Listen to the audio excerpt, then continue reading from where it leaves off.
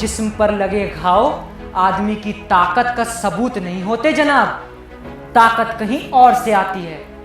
खून बहाना कोई बहुत बड़ी बात नहीं, फिर चाहे वो अपना हो या सामने वाले का।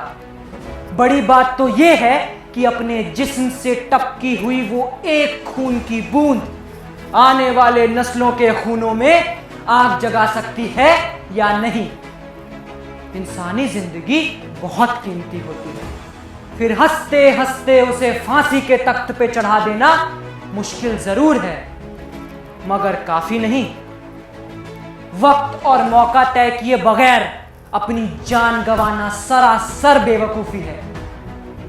हिंदुस्तान के स्वतंत्रता संग्राम के 100 वर्षों के इतिहास में शायद एक यही कमी रह गई। जी हां, और जहां तक बात रही आजादी की, तो मैं यह आप सबको बतला दूं कि हमारे भारत देश को केवल आजादी की जरूरत नहीं है, यह जरूरी है कि हमें यह आजादी कैसे मिलती है।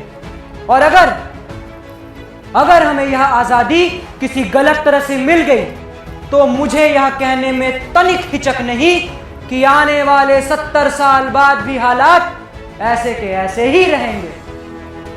गोरे चले जाएंगे, भूरे आ जाएंगे, काला बाजारी का साम्राज्य होगा, घूसखोरी सर उठा के नाचेगी, अमीर और अमीर होते चले जाएंगे, गरीब और गरीब।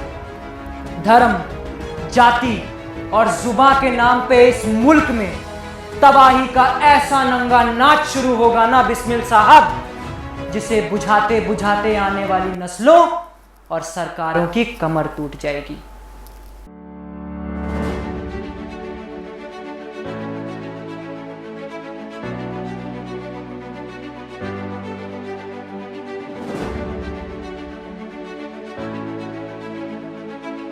भगत सिंह की लगाई हुई आग ने हर एक हिंदुस्तानी के दिल में आज़ादी और इनकलाब का जोश भर दिया। यह आग इतनी भयंकर थी कि इसने ब्रिटिश सरकार को भी हिला के रख दिया था। पूरे देश में मानो भगत सिंह का ही नारा गूंज रहा था। इससे ब्रिटिश सरकार इतनी ज़्यादा घबरा गई कि उन्होंने ये फैसला किया कि क्यों ना उनको अपने रास्ते से ही हटा दिया जाए।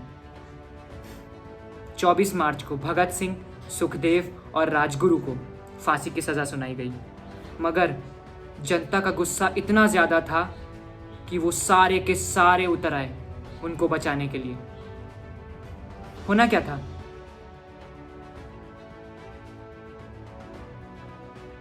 उन तीनों ने हंसते हंसते फांसी के तख्ते पे अपने प्राणों को न्योछावर कर दिया, शहीद हो गए।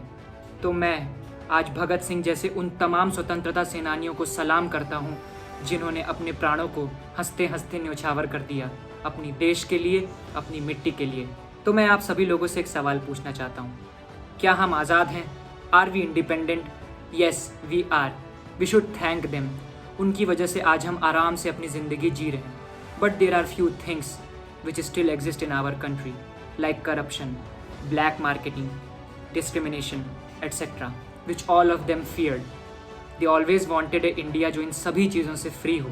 So let's come and take a pledge कि हमें अपने भारत देश को इन सभी चीज़ों से मुक्त करना है। अगर हम एकजुट हो जाएं, यूनाइट हो जाएं, तो ये जो सोच रहे हैं ना, वो करने में मुश्किल नहीं होगी। जय हिंद, जय भारत।